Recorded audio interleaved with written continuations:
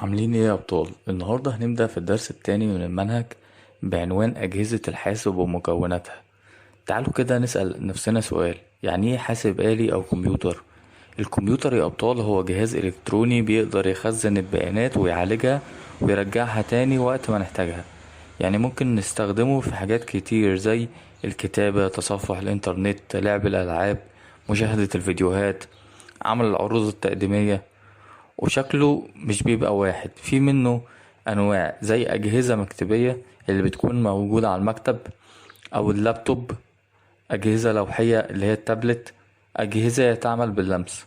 طيب عشان نقدر نستخدم الكمبيوتر هنحتاج ايه؟ اول حاجة محتاجينها لوحة المفاتيح او الكيبورد، ده بنستخدمه عشان نكتب عليه. تاني حاجة هنستخدمها الفأرة او الماوس عشان نحرك ونختار. تالت حاجة الشاشة، مونيتور، عشان نشوف اللي بيحصل. وكمان ممكن نوصل عليه كاميرا اللي هي كاميرا ويب، والميكروفون، والسماعات. طب ايه هي مكونات الكمبيوتر؟ مكونات الكمبيوتر بتتقسم لحاجتين رئيسيتين. اول حاجة عندنا البرمجيات او اللي هي السوفت وير، ودي حاجات مش بنقدر نلمسها، اسمها الحاجات الغير ملموسة، زي البرامج اللي بنستخدمها وورد، بينت، باوربوينت، جوجل كروم، دي كلها ما بنقدرش نلمسها. في بقى المكون التاني اللي هي الأجهزة الهاردوير، ودي بقى حاجات ملموسة نقدر نمسكها ونتعامل معاها، زي الكيبورد، ماوس، شاشة، سماعات. كمان الكمبيوتر بيحتوي على نوعين من الأجهزة.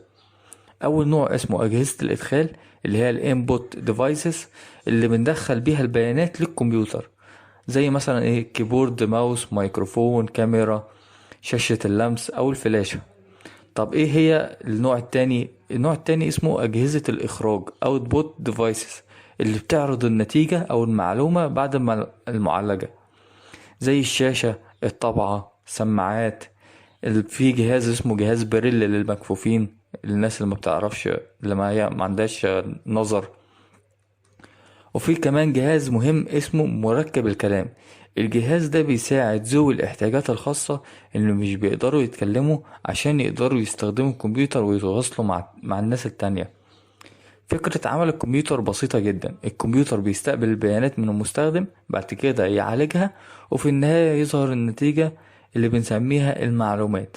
لكن أهم جزء في كل ده هو أنت، لأن من غير المستخدم الكمبيوتر مش هيعرف يعمل حاجة. كده الدرس النهاردة يكون